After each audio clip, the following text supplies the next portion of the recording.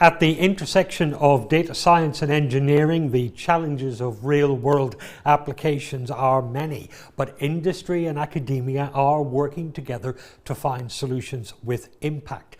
One such challenge is the collection of data and the integrity and quality of data sources. How do we create strong data resources, collect noise-free, clean and consistent data, and ensure that it has a consistent availability? To discuss this, I'm delighted to welcome a group of experts based across the United Kingdom. We have the great pleasure of being joined by Professor Dame Wendy Hull, who's the Regis Professor of Computer Science at the University of Southampton, by Dr. Inken Braunschmidt, who's the Chief Innovation and Digital Officer at Halma, Dr. Richard Cannon, who is from NATS, the UK's National Air Traffic Control Service, and Professor Julie McCann, who's Professor of Computer Systems at Imperial College in London. Welcome to all of you. Let's consider first of all what the most effective methods of collecting and evaluating data are. Inken Braunschmidt, if I may start with you, talk to us a little about some of the practical challenges for data collection in industry. Yeah, thank you. So if I had the most effective method of collecting and evaluating data, I would earn much more money than I do now, because it's not out there. So, and that's due to the fact not all data is equal. It's collected across different sources in multiple shapes and formats. It is structured and unstructured. So it comes in all forms, shapes, and sizes. So since matching diverse data formats can be a problem or challenge, so it's really about overcoming very early in your thinking the problems which might occur. So are you able early in your process, when you want to collect data, to think about, is it only your own data? Is the data publicly available? Is it from other companies? And if yes, how to integrate that? And here again, before you start anything, you make sure that the data integration has clarity about data format, about communication protocols, APIs, and software development kits. So my advice, as early as possible, before you start doing it, make your mind up, what is the kind of data, where is it coming from, and plan before you start designing it. Inken, are there global standards for this? If there aren't, how big a problem is that? No, there isn't the one global standard for data collection and processing. And it is a challenge to overcome, specifically if you want to work together between industries or companies or whatever it is. You always have to align best up front.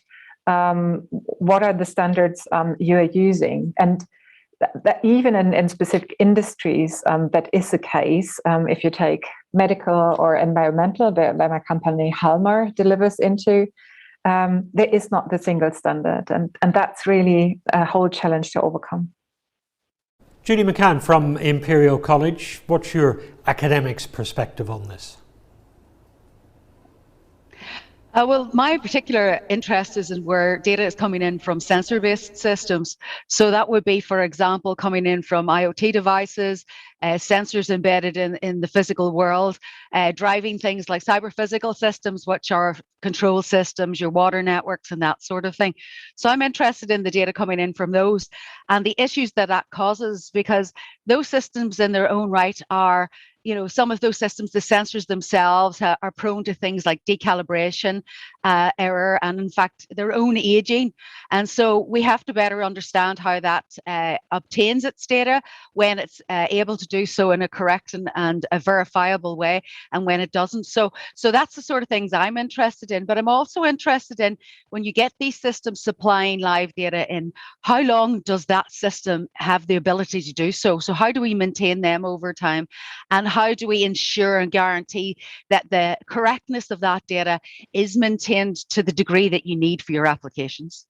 Thank you. Dr. Richard Cannon, you speak with the perspective of someone who uses data fairly intensively in industry at the National Air Traffic Control Service here in the UK. Your thoughts on this, on the collection of data and on the challenges for industry? I think when we're considering collecting and evaluating data, I think it helps to take a step back and reflect on the actual experimental design, the needs for the business and the objectives around that data.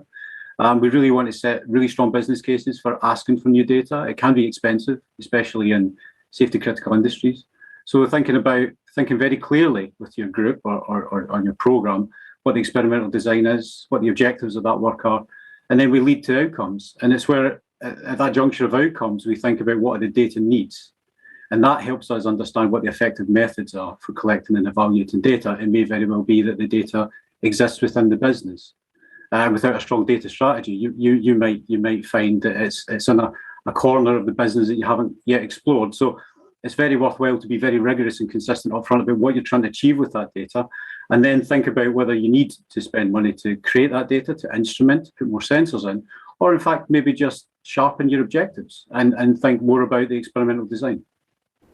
And Richard, that's such an important point. You're not just gathering data for the sake of it. You need to know why and what you're going to do with it.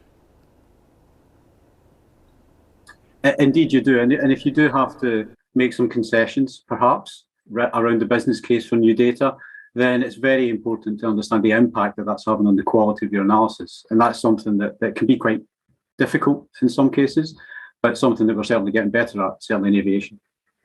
Thank you.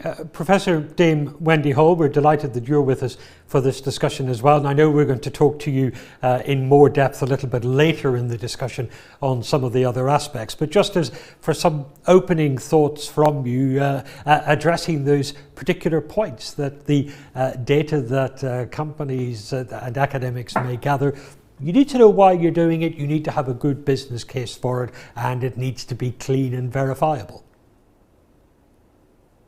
Yes. So that's true. It's all true. I guess people need to realise that this is not something you can do on the cheap, that you have to invest a lot of money. So hence the business case. And a lot of the questions you're asking us are unanswered and are quite unanswerable at the moment, because we need a lot of this to be done.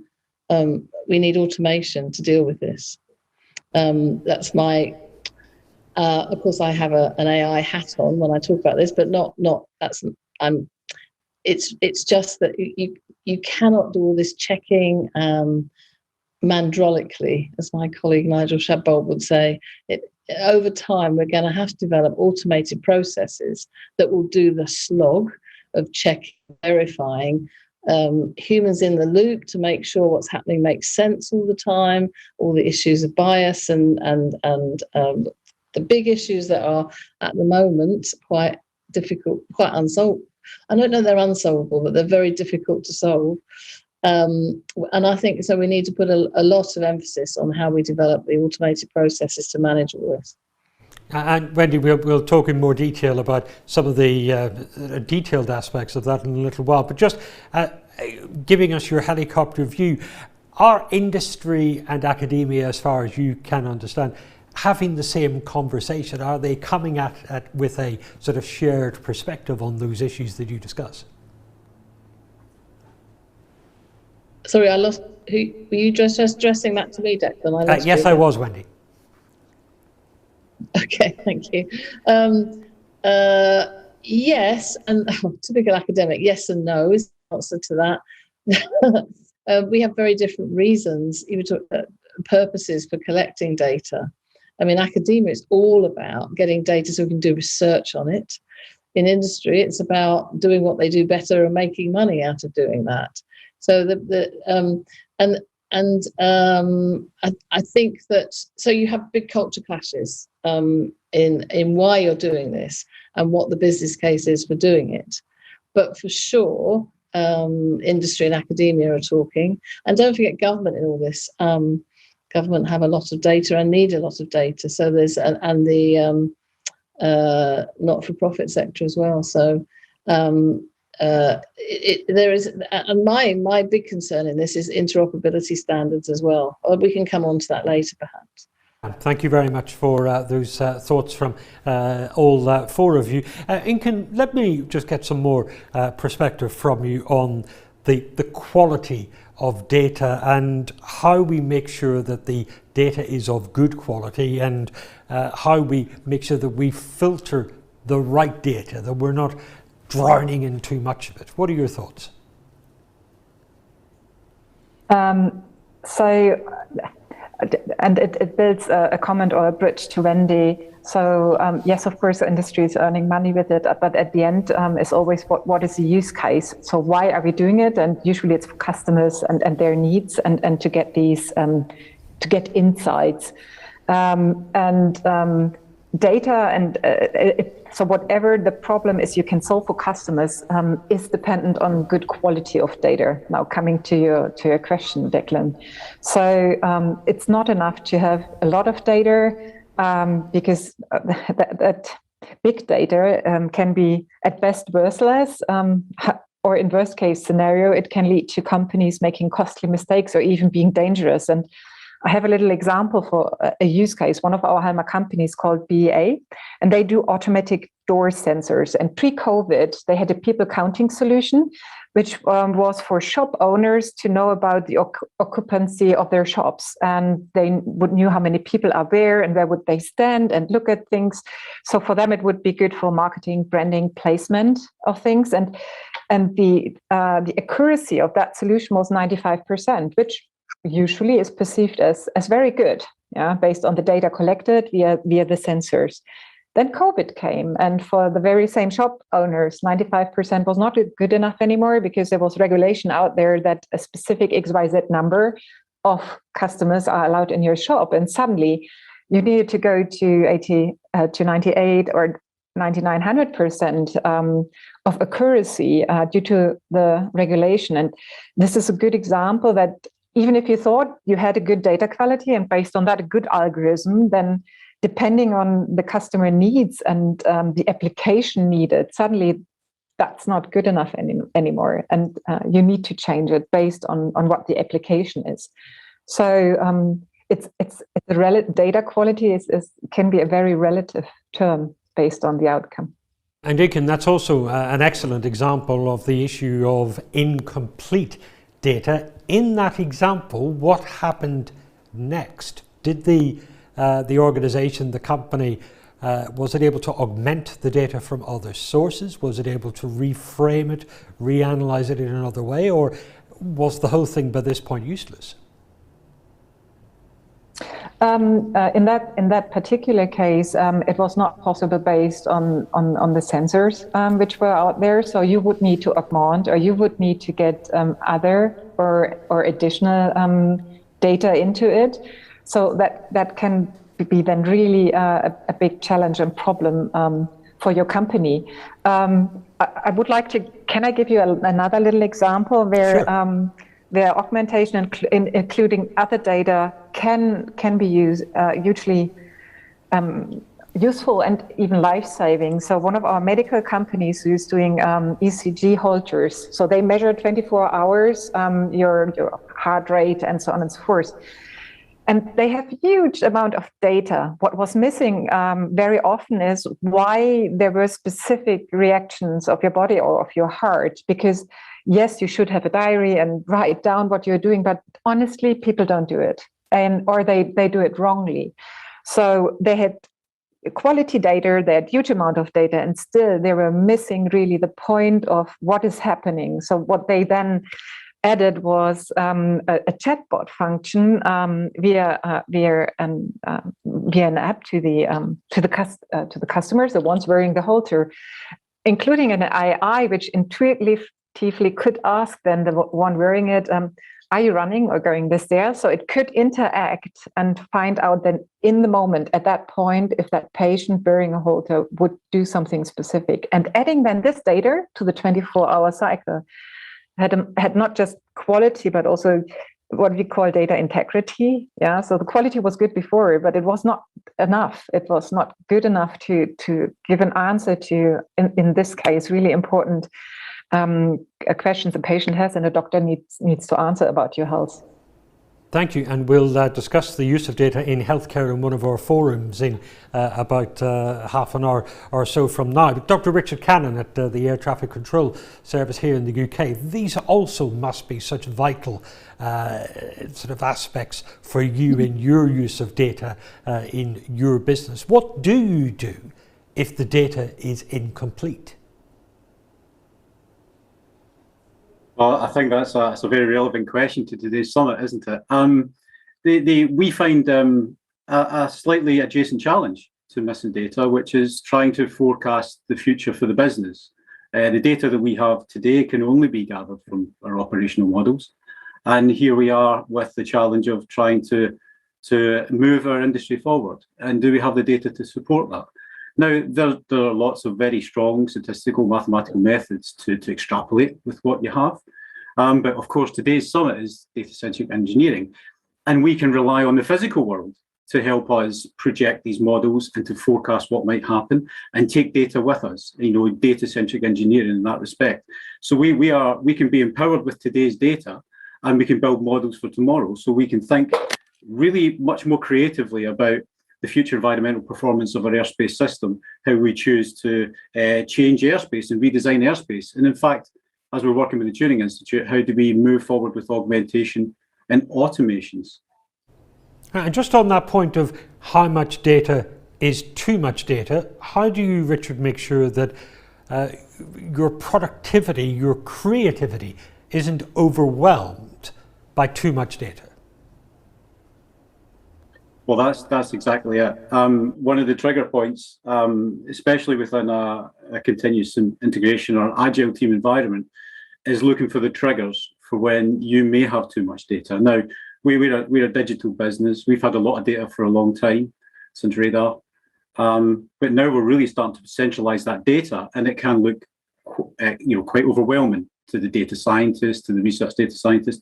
And it's exactly right. We're now thinking very specifically about what are the triggers of having too much data within those agile teams. And it's exactly as you said, you have to look towards the productivity and the efficiency and the creativity of that team, and look in an agile methodology, if you like, about the productivity, about those characteristics being diminished.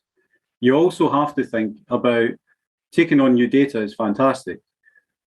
Taking on new data, but do you have the structure to support it? Could it actually slow down what you're doing on other projects or another programs? And do you really have the application? You have the reporting for today, which is essential. You might have requirements from prescriptive analytics about thinking about tomorrow, but if you don't have the application, do you really need the data? And these are two simple methodologies that you can put in place to check. Judy McCann, let me bring you back into our discussion from Imperial College, reflecting, if you wish, on what you've heard from Inken and from Richard, but also, if you could, address the issue for us of access to data and the current thinking and the evolving thinking around that. Well, obviously, access to data is a very complicated and a complex thought process, really, because we have to bring in issues like how we get the data, but also should we get that data? Should we obtain that data? And once we have it, how are we looking after it? How are we using it? What's morally correct and what's not? And so on. So we do in academia, certainly we're looking at ways in which we can understand philosophically what those mean, but also what techniques and tools one could use to be able to, let's say, not enforce, but at least help best practice in this field. So in other words, tools to allow us to maybe continue to use the data to fulfill the analytics or what we want to use that data for, but at the same time maximize privacy or maximize the ability to not be sharing information that's non-personal but not necessarily good to share. So we do think about those things. One of the questions earlier was about how much data is too much data. It's a product of many things, actually. So we also look at theoretical maximums. So, for example, if you're sending that data across a wireless network, obviously that wireless network needs to be shared by other applications. Therefore, we have enforced things like, for example, how much time on air those those systems can have, which means then you cannot, even if you've recorded that data, you cannot send it at that moment in time. So we've got all those sort of spatial, temporal, and density of information problems to think about. Thank you. Dame Wendy Hull, is there a clear enough view on what is best practice when we consider access to data and who sees what? No, it's evolving all the time. And you ask about new, what's changing around access to data, and there's a lot of work going on about data stewardship, both in terms of how you deal with personal data. I don't just mean GDPR. I mean, what have you got to do to guarantee all those compliance issues? And then also the issues of data governance and compliance issues when you're exchanging data with other people. As Julie said, you're going to get some data from somewhere. So we have lots of data. People want to share data, university to university, industry to university, government to industry or university, and various consortium are emerging, different ways of doing that. It's different for your different purposes. But the thing I wanted to mention here is this: we're increasingly getting interested in federated data access, so that the people who create the data keep that data, and other people get access to it on a federated basis. I mean, Julie said there are always issues there about the speed at which you can do things over networks, and also if you're going to do something with that data, who owns the result of that. But that's something that has become big, and all this has been highlighted in COVID. The government had to do a lot of things to get data from all over the place under emergency powers, and in order to get through the crisis. And now we're trying to analyse what worked, what didn't work, what do we want to make, what were the examples of best practice, and also developing architectures, computer architectures, which have the compliance issues built in. So the idea is the system will raise a flag if someone's breaking a compliance issue that has been declared as important in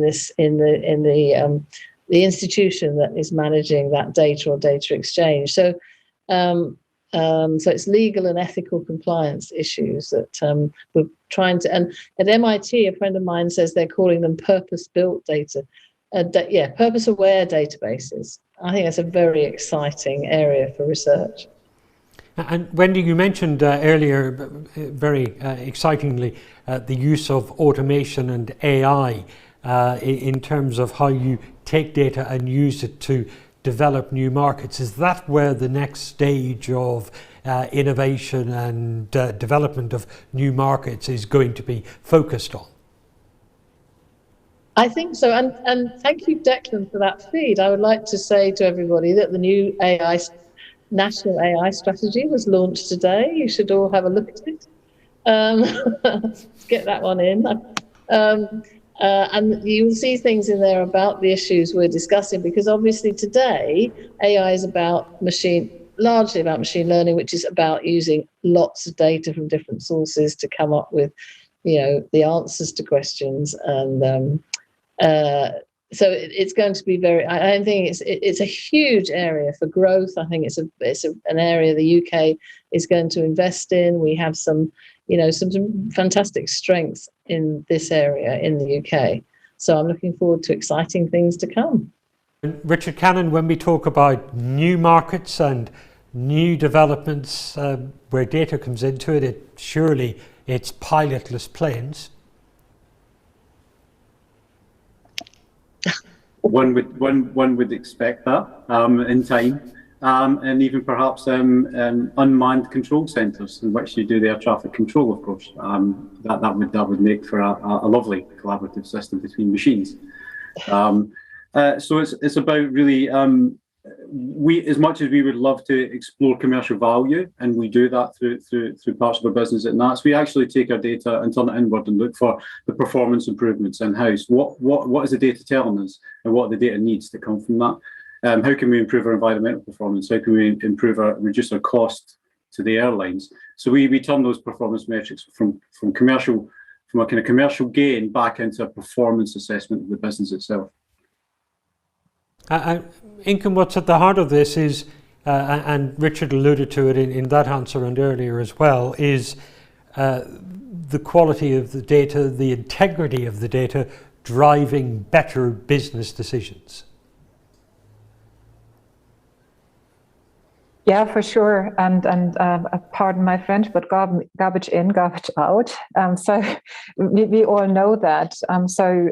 If it's not good enough in data, what's going in, then what you get out is also not good. And if you think about technologies we just have talked about, artificial intelligence and automation, that they are really built on learning from data. And if the data is skewed by the view, for example, of the person building it, or because of the data itself, then that has major consequences for functionality. And just think about, our companies are in the health sector and environmental. So for us, a lot is about prediction and prevention of things. So here comes AI and automation into the play. If you could automatically detect and diagnose illnesses or disease and so on and so forth. So if the data is skewed in it, that has consequences for a person. So the topic of the right quality of the data, and with that then even more the integrity, which has also into it the localization of the data and what other data is integrated and so on and so forth, is of utmost importance, specifically if it's about life-saving use cases or applications, if it's about your health. And that's why for us, whatever we do in AI and automation to predict and prevent things happening or diagnosing disease, I can't just emphasize enough how much the quality of the data is important for us. Well, thank you all very much for sharing your erudition and your insight with us. So much we could have talked about had the clock not beaten us. So apologies, Julie. I'm sure you were hoping to get another word in, but I'm afraid we will have to leave it at this point. But I know that our viewers will join me in thanking all of you, Professor Dame Wendy Hull, Dr. Inken Braunschmidt, Dr. Richard Cannon, and Professor Julie McCann. Thank you all very much.